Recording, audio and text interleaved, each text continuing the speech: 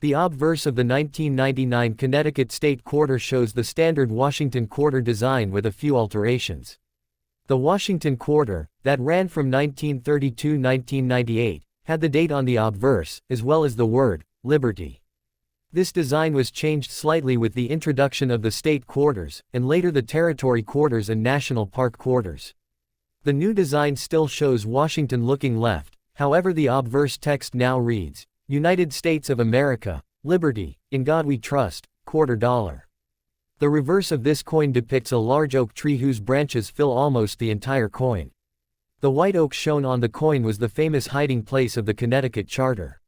Locals were hiding the charter from British authorities in 1687.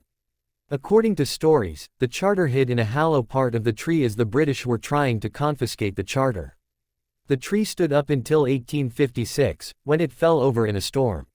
As the story goes in its entirety, on October 31, 1687, a representative from Great Britain was sent by King James II to challenge the Charter of Connecticut. The representative demanded that the resident of Connecticut surrender the charter.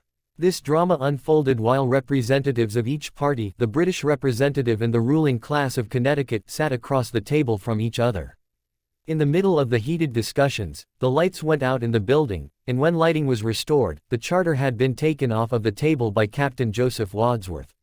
He went to the nearest white oak tree and concealed the charter in its trunk until 1856 when the tree fell. The tree was measured 1 year before it fell and it measured 28 feet across at the base, 70 feet tall, and each branch was nearly 40 feet in length.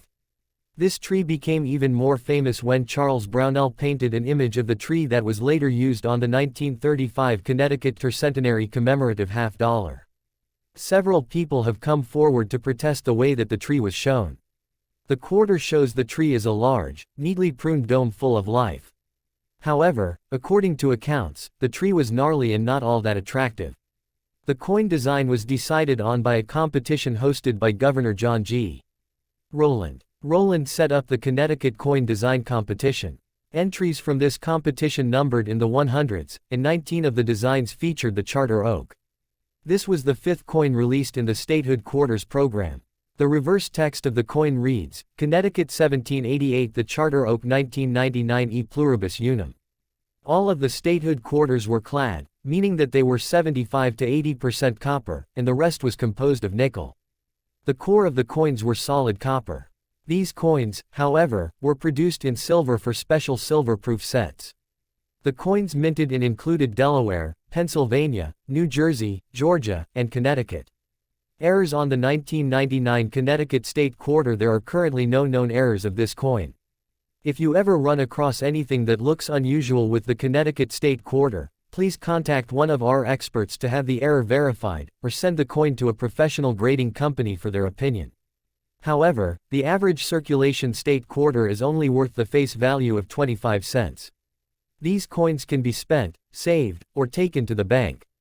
Varieties on the 1999 Connecticut State Quarter. This coin, designed by John Flanagan and James Farrell, was produced in a silver variety as part of proof sets. There were a total of 804,565 silver coins produced for this series.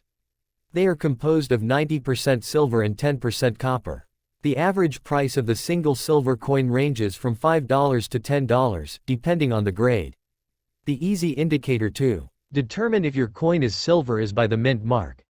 The silver quarters will have an S mint mark rather than a P or D.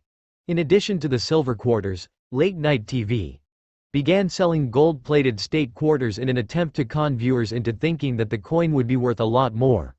Unfortunately, the amount of gold that it takes to plate a quarter is very insignificant, and these gold-plated quarters have no value in the collector community.